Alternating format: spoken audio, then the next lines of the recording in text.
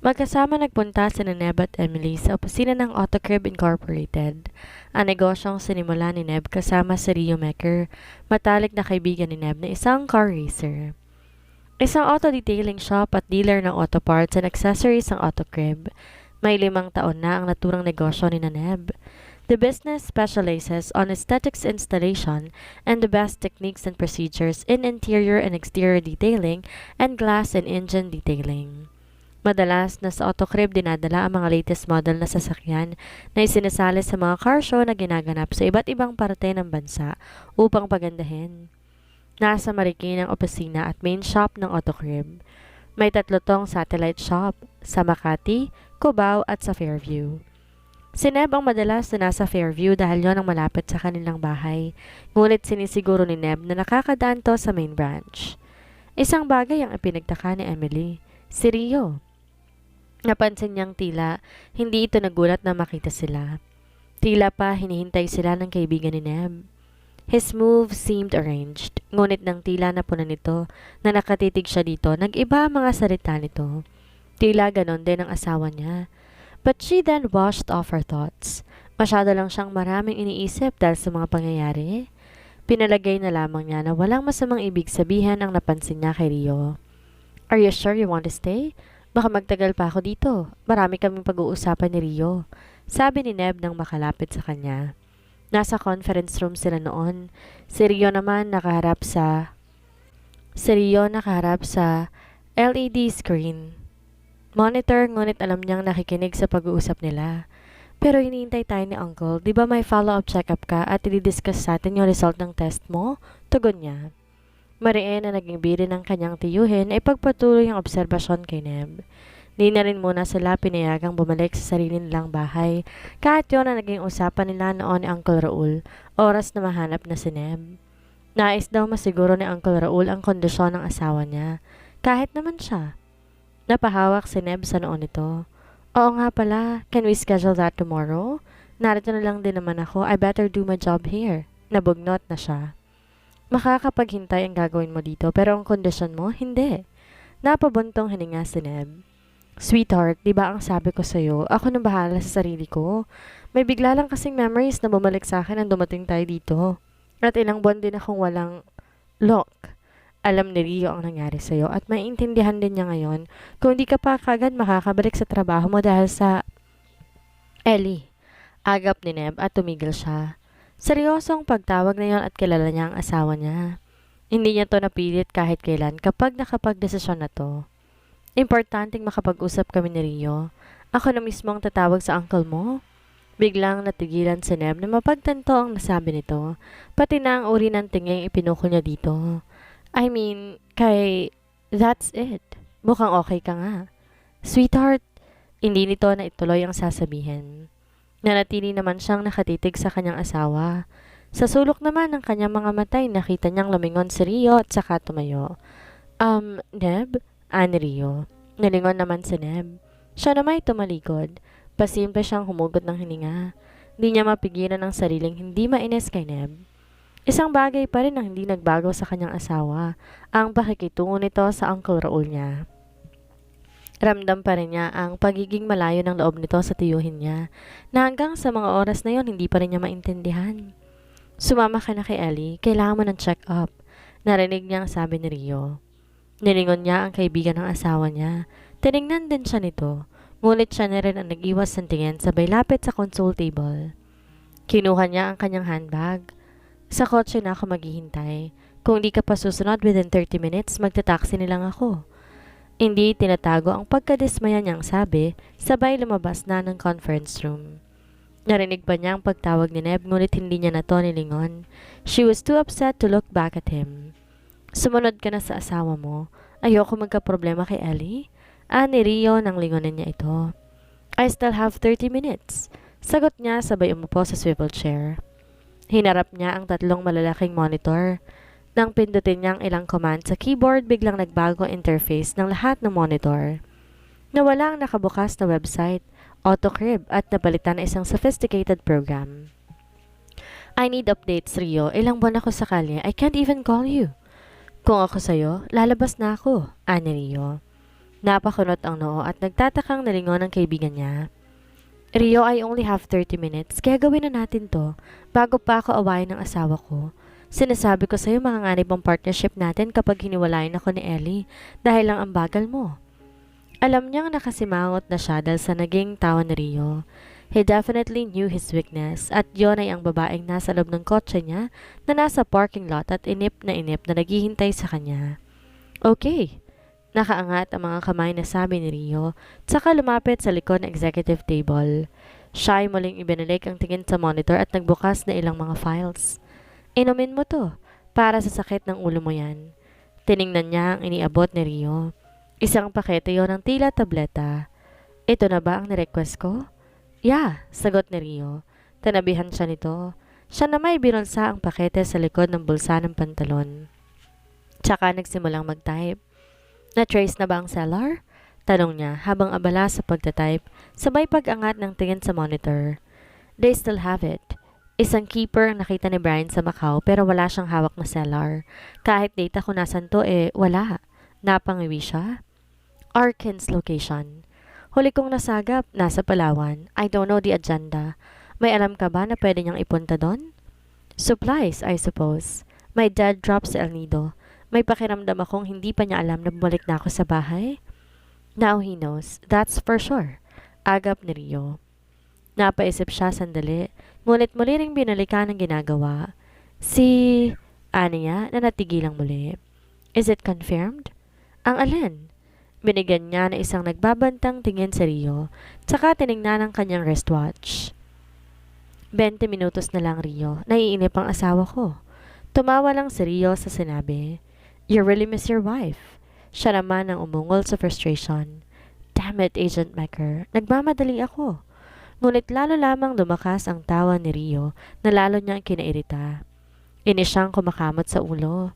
Iniwan niya ito at lumapit sa kanyang executive area. Mukhang walang balak si Rio na sumagot ng maayos sa kanya. Loosen up, Fiero. We have everything under control. Ani Rio, umiling siya. But not my wife. Ayoko magmarathon sa pag-amo ko sa kanya sakaling iwan niya ako dito. Now, I need updates. Muling umangat ang mga kamay ni Rio at saka hinarap ang keyboard. I'm sorry, Neb. Hindi ko pa masiguro ang kinalaman niya sa brainchild. He's clean. I don't believe that. Agap niya na panayang ilim. Pwedeng mali ang theory mo tungkol sa kanya. Wala ko makitang kahit anong link na po pwedeng mag-ugnay sa kanya sa brainchild. Seryosong sagot ni Rio. Pero siya ang naglagay ng pacemaker sa asawa ko. May bahid ng galit na sabi ni Neb, sabay tingin sa kaibigan niya. He engineered my wife's life. Sana lang mali ako. Dahil kapag napatunayan kong tamang hinala ko, uubusin kong hininga niya hanggang sa lamunin na siya ng galit ko. Relax, Neb. Baka makalata si Ellie. Paalala ni Rio bigla sa kanya. He sighed. We're still good. Walang malalaman si Ellie hanggat hindi natin hawak ang cellar. That's why I'm counting on you. Tumango ito. You can count on me. Always. At ipinagpatuloy niya ang ginagawa. Mula sa bulsa ng kanyang pantalon, nilabas niya ang isang flash drive. Sinalpak sa isa sa mga CPU na naroon. Si Rio naman may nilapag na folder sa tabi niya. Tiningnan niya ito. Files yan ng mga hacker na posibleng kinontak ng brainchild. You can look at them. Tulungan mo kung kilitasin sila. Mabilis siyang kumilos at binuklat ang folder. May soft copy nito? Sumipol naman si Rio. Hey, Mr. Viero, security protocol? Nalingon niya to at ito naman umangat lamang ang kilay na tila may nakalibutan siya. Humingi ka ng tulong, di ba? Oo nga, pero hindi ka pwedeng humawak ng sandamakmak na data sa software ko. Sagot nito sabay hugot ng flash drive mula sa CPU at iniangat sa harap niya. This could end our mission, Neb. I need details, Mecker. Umikot ang mga mata nitong pilit na pilit. He was not good on that gesture. Ako nang bahala sa details. Ikaw ang nasa location at ang trabaho mo is secure ang subject. Field work, my man. Alam ko ang trabaho ko. Hindi natutuwa niyang sagot. Nagbuga ng hangin si Rio. Such attachment of emotion to a mission is a sin, Neb. Kaya nga tayo parang lumulusot sa butas ng karayom ngayon. Akala ko ba nagkakaintindihan tayo? Kaya nga iniwan natin ang post, di ba? But we're delayed. Tumaas na ang boses niya sabay tayo. Di wala pa tayong location ng cellar. Hindi pa natin alam kung anong kinalaman ng asawa ko. Narinig mo ba ang sarili mo, Neb?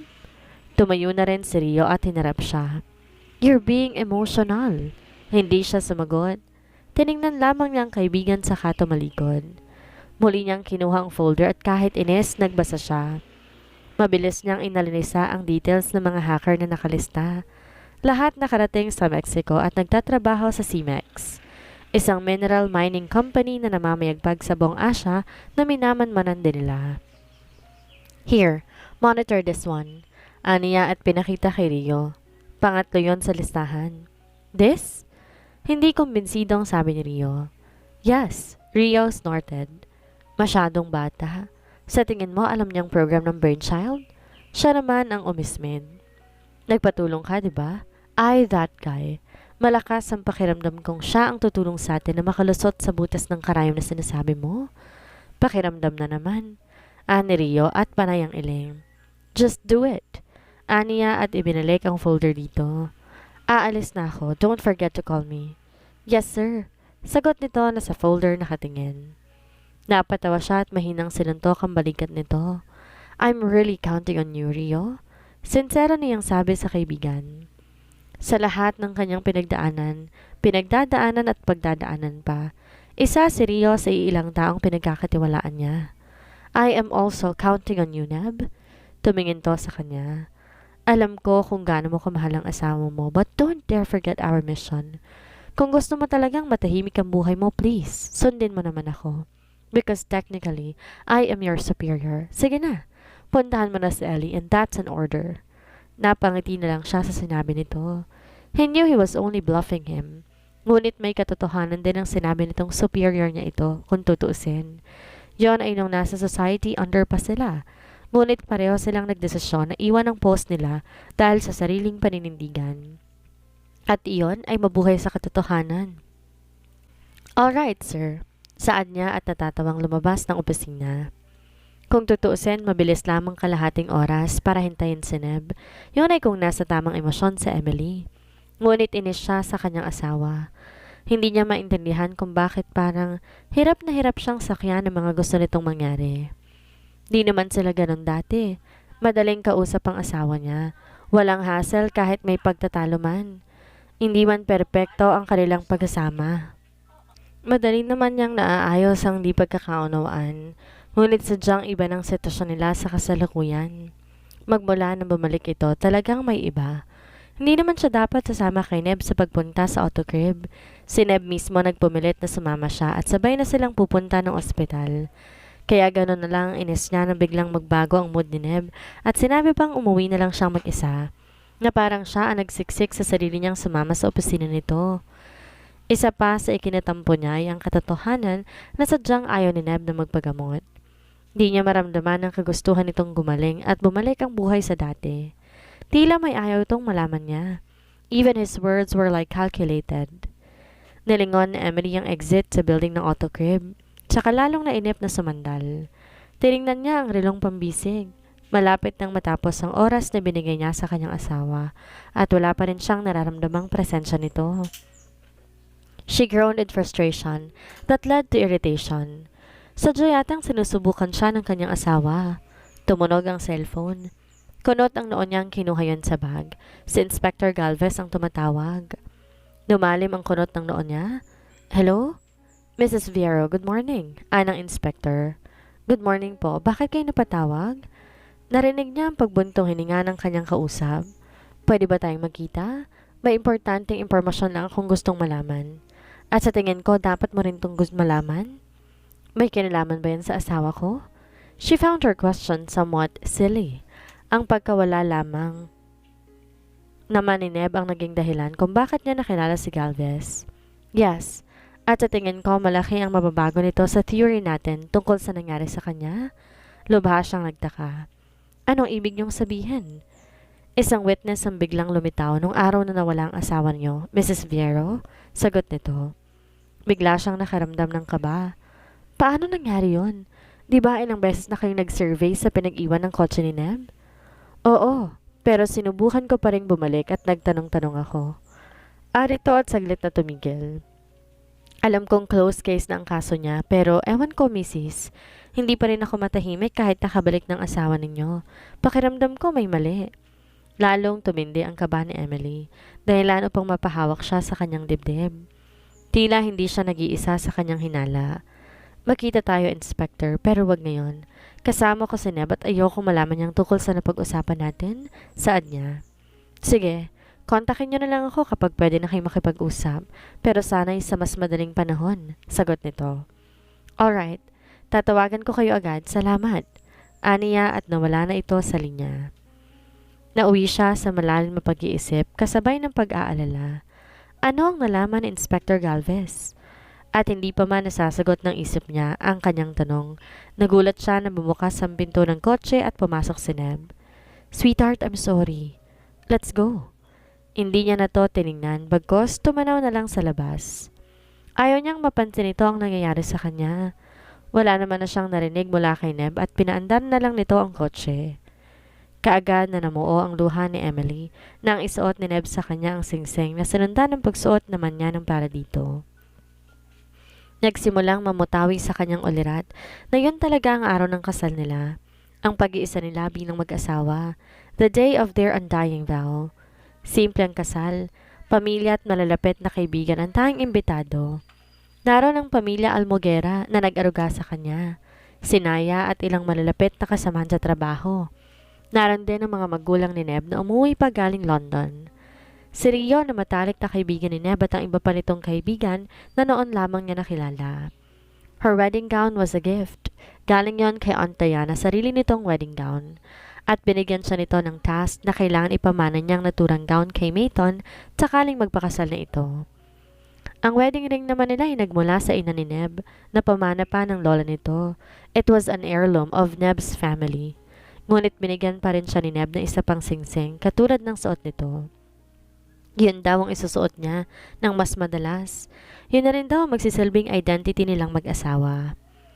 Magkahawak ang kanilang mga kamay at tiningnan ng isa't isa. It was their turn to speak their vows. She was to go first. Nung araw na makilala kita, binago mo ng dahilan ko kung bakit ako humihinga. Alam ko, nakita ko ng taong tanging kong mamahalin. Yung tipong nakahanap na sa wakas ang puso ko na magiging bahay nito. I never expected to feel this way.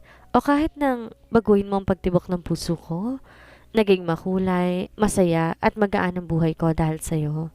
Natutunan kong maging matapang sa kabila ng kalagayan ng kalusugan ko. Sa nangingilid na luha, tumunghay si Emily at tiningnan ang titig na titig sa kanya na si Neb. Neb, nawala lahat ng takot ko na makita kita kanina na hinihintay ako makarating dito sa altar. Ang saya-saya ko. Maraming salamat sa pagdating mo sa buhay ko at ipinapangako ko, tanging ikaw at ako ang magiging magkakampi sa lahat ng pagkakataon na itatapon sa atin ng mundo. Tanggapin mo ang pagmamahal ko. Tanggapin mo ang buong puso at pagkatao ko. At ilang ulit man akong subukin ng panahon, ikaw lang ang mananatiling mahal ko. At tatandaan mo, mahal na mahal kita. Hindi na napigilan ni Emily ang pagtulo ng kanyang luha. Her emotions were jumping up and down of gratitude and love. Alam niyang lalamig ang kanyang kamay, ngunit mainit ang pagkapit ni Neb sa kanya. Tila kay tamis ng ngiting nakita niya mula kay Neb. Then he shyly laughed. Nakita pa niya ang pamumula nito, hanggang sa muli siya nitong titigan. Ellie, ikaw na yata ang pinakamandang bride na nakita ko, not because you are my bride, but because you carry my happiness and brought here to me. Ko masaya na makitang naghihintay ako sa'yo. Ako, parang nasa dreamland. I feel like pulling you to get you here faster and be with me as we vow to our forever. Ellie, suot na natin ang singsing na nagbubuklod sa atin. Wala nang aaring maglaro sa atin mula ngayon. I promise to not let anything or anyone take away our love. I am not a perfect man, but I vowed to hug you every day, kiss you in every chance I have, and love you with all my heart. Ngayon, binibigay ko ang bawat hininga ko sa'yo, na ikaw ang tanging dahilan ko kung bakit ako nabubuhay sa mundo. I love you, Emily, endlessly. You may kiss the bride. Anang tinig ng pari. Di niya napigilang mapangiti kahit loan. Pagsabi ng mga salitang yon, inangat na ni Neb ang kanyang belo. Kasunod na niyon ang pag-abot nito sa kanyang pisngi, sabay hagip sa kanyang labi, na sinalubong niya ng marubdob na halik. She was still crying her heart, that she cannot contain her happiness in her heart. I love you so much, Ellie. Bulong sa kanya ni Neb matapos ang halik na yon. And I love you more. Tugon niya at muling bumaba ang labi nito sa kanya. Noon sila nakarinig na masigabong palakpakan at sigawan. All were clamoring for them. Sinalubong sila na nagsasayang mga bisita nang bumaba sila ng altar. Napakasaya ng araw na yon para kay Emily dahil nakikita niyang masaya ang kanyang pamilya para sa kanya. Kahit pa napaaga sa inaasahan ng pag-aasawa niya. Why? She cannot help to fall in love with her man. At wala siyang nakikitang dahilan kung bakit niya tatanggihan ang alok ni Neb sa kanya na magkasama na sila sa buhay at bumuo ng sariling pamilya.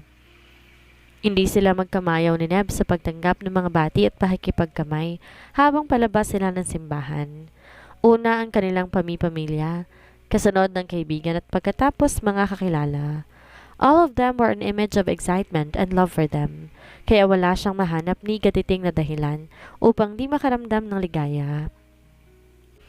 Ngunit sa gitna ng mainga at masayang pagsalubong sa kanila, hindi siya binibitawan ni Neb. He held her hand so tight that even Will cannot make them apart, until a hand held her arm. Napalingon siya. Ellie? Ha? Saad niya sa kusinong humawak sa kanya, ngunit biglang naging malabo ang lahat. Ellie! Anang tinig. Ellie! Napatingin si Emily kay Alicia. Hawak nito ang braso niya at tiim na nakatingin sa kanya. Lumipad sa isip nito ang katititig dyan sa wedding picture ninyo. Sabi nito sabay nguso sa gilid niya. Napasunod siya ng tingin. Nakitang hawak niya pala sa kaliwang kamay ang isang picture frame. Larawan nila yon ni Neb. May naalala lang ako? Sagot niya at saka inilapag ang picture frame. Umayos siya ng upo at akmang ilalapag na. Sa ginagawang report na magsalita si Alicia. 12 na, lunch tayo? Natigilan siya nang lingunin si Alicia, tsaka napatingon naman sa monitor niya. Tanghalian na nga. Hindi niya na namalayan ng oras sa dami ng gumugulo sa isip niya, hanggang sa may naalala siya. May kailangan akong i-meet ngayong lunch. I'm sorry, hindi ako makakasabay sa inyo. Kumunot ang noon ni Alicia kasabay ng pagngiti. Okay. Lunch date with hubby? Napatawa naman siya. Hindi no, may kakausapin lang ako, aalis na ako. Okay. Ani Alicia na makatayo siya at inabot ang kanyang bag. Ibibigay ko sa yung overjuice kapag natapos ko before 5. Pakiprint na lang ng records kapag na-email na ng sales. Pipilitin kong makabalik agad? Alright, tugon nito. At lumabas na siya ng finance department. Ngunit bago tuloy yung umalis, pinuntahan muna niya si Maverick sa opisina nito upang personal na magpaalam. Sigurado kasing hahanapin siya nito. At sa hindi malamang dahilan, sinabi niya kung saan siya pupunta. Are you out of your mind, Ellie? Para na lang kapag nalaman to ng asawa mo. Paninermo ng pinsan niya. Di naman niya malalaman kung hindi mo sasabihin, sabi niya. But Maverick only groaned. At yan ang pagkakamali mo. Sinabi mo sa akin. Ngumiwi si Emily. May tiwala ako sa'yo, Kuya Mavi. Gusto ko lang malaman ang totoo. And that truth may hurt you big time, Ellie. Kung ayaw mong magalit sa Neb, deserve kong malaman ang katotohanan. Agap niya. At sa tingin mo, hindi nagsasabi sa'yo ng totoo si Neb? Ganting agap ni Maverick. Napabuga siya ng hangin. Aalis na ako, babalik din ako agad. Nagsabi lang ako sa'yo dahil ayokong lumaki pa ang pagsinungaling ko. Wala ako masamang intensyon, kuya. Umiling lang ito at naupo na tinatanda ng pagsuko. Don't tell me I didn't warn you. Hindi ko alam kung paano tumatatanggap ni Neb sakaling malaman niyang pinaimbestigahan siya ng sarili niyang asawa. Mahal na mahal ko ang asawa ko, kuya, kaya ako to ginagawa. Tugon niya at hindi na to sumagot pa dahilan para tuluyan niya na tong iwan.